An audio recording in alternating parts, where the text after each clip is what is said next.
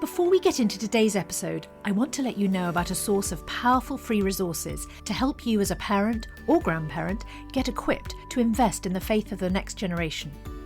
Our Next Gen website has been designed to help empower you to navigate tough issues with the young people in your life. At Next Gen, you'll find articles, entertainment reviews from a Christian perspective, parenting stories, helpful parenting guides, and even answers to the tough questions. All these resources are free as you engage on the front line of raising the next generation for Jesus. So why not register today at premierinsight.org/resources to receive free resources from NextGen. That's premierinsight.org/resources. And now it's time for today's podcast.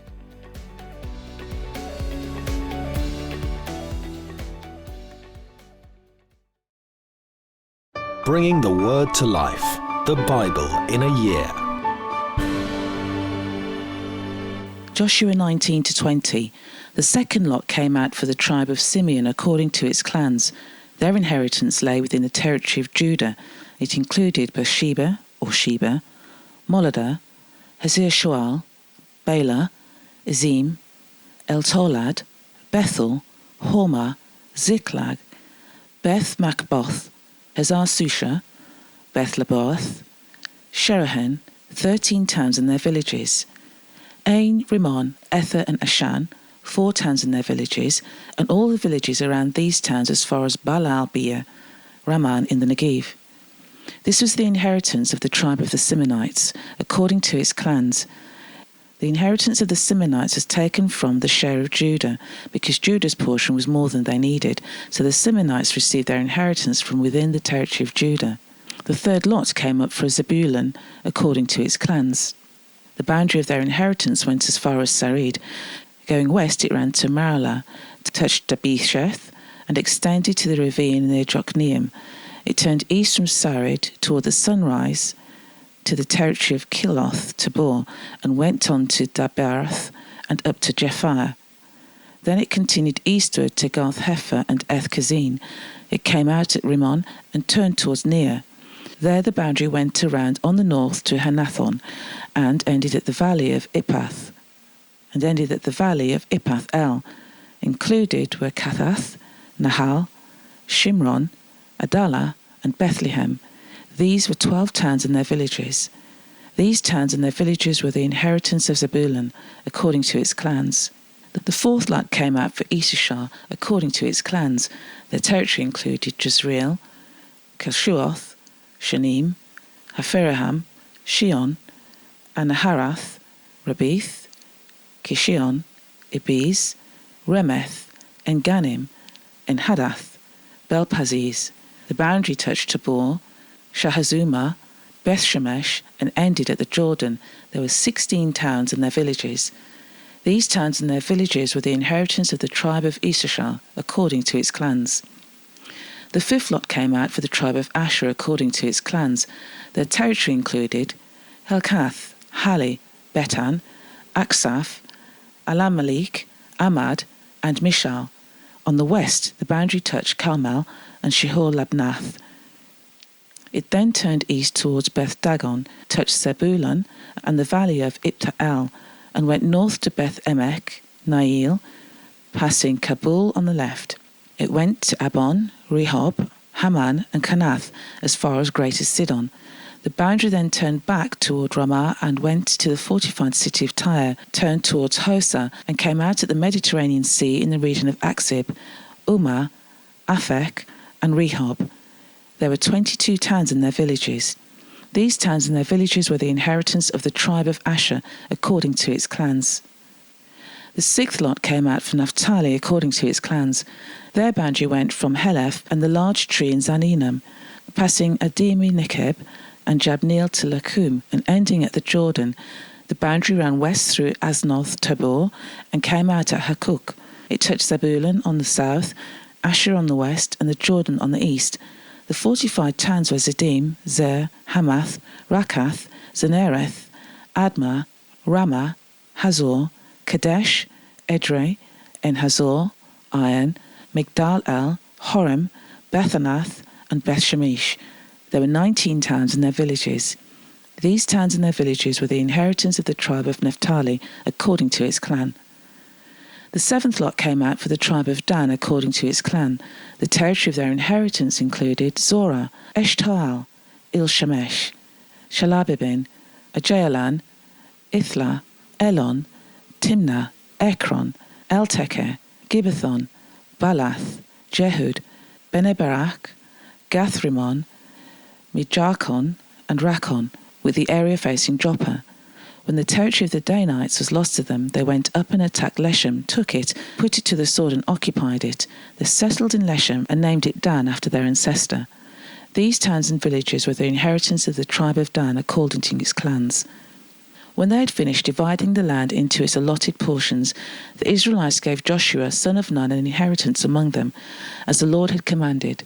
They gave him the town he asked for, Timnath-Serah, in the hill country of Ephraim. He built up the town and settled there.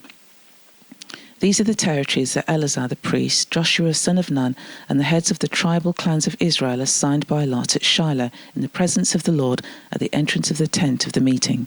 And so they finished dividing the land. Then the Lord said to Joshua, "Tell the Israelites to designate the cities of refuge as I instructed you through Moses, so that anyone who kills a person accidentally and unintentionally may flee there and find protection from the avenger of blood. When they flee to one of these cities, they are to stand in the entrance of the city gate and state their case before the elders of that city. Then the elders are to admit the fugitive into their city and provide a place to live among them. If the avenger for blood comes in pursuit, the elders must not surrender the fugitive, because the fugitive killed their neighbour unintentionally and without malice aforethought. They are to stay in that city until they have stood trial before the assembly, and until the death of the high priest who is serving at that time. Then they may go back to their own home in the town from which they fled." So they set apart Kadesh in Galilee, in the hill country of Naphtali, Shechem in the hill city of Ephraim, and Kiriath Arabah, that is Hebron, in the hill country of Judah. East of the Jordan, on the other side of Jericho, they designated Bezir in the wilderness and the plateau in the tribe of Reuben, Ramoth in Gilead in the tribe of Gad, and Golan in Bashan in the tribe of Manasseh. Any of the Israelites or any foreigner residing among them who killed someone accidentally could flee to these designated cities and not be killed by the avenger of blood prior to standing trial before the assembly. Proverbs 27. Do not boast about tomorrow, for you do not know what a day may bring. Let someone else praise you, and not your own mouth, an outsider, and not your own lips. Sand is heavy and sand a burden, but a fool's provocation is heavier than both. Anger is cruel and fury overwhelming, but who can stand before jealousy? Better is open rebuke than hidden love.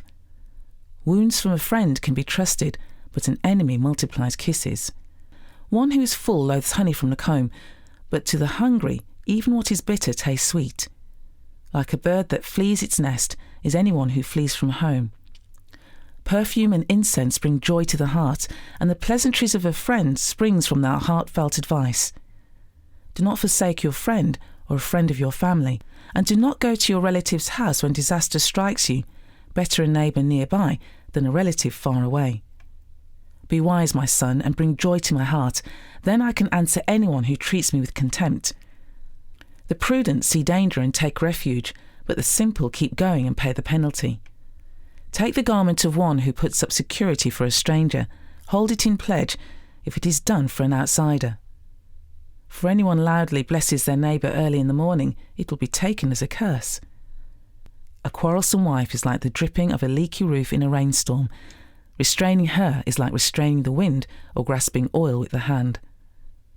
As iron sharpens iron, so one person sharpens another.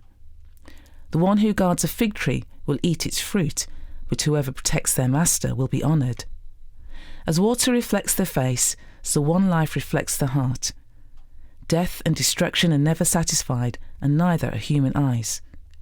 The crucible of silver and the furnace for gold, but people are tested by their praise. Though you grind a fool in a mortar, grinding them like grain with a pestle, you will not remove their folly from them. Be sure you know the condition of your flocks. Give careful attention to your herds, for riches do not endure forever, and a crown is not secured for all generations. When the hay is removed and the new growth appears, and the grass from the hills is gathered in, the lambs will provide you with clothing, and the goats with the price of a field.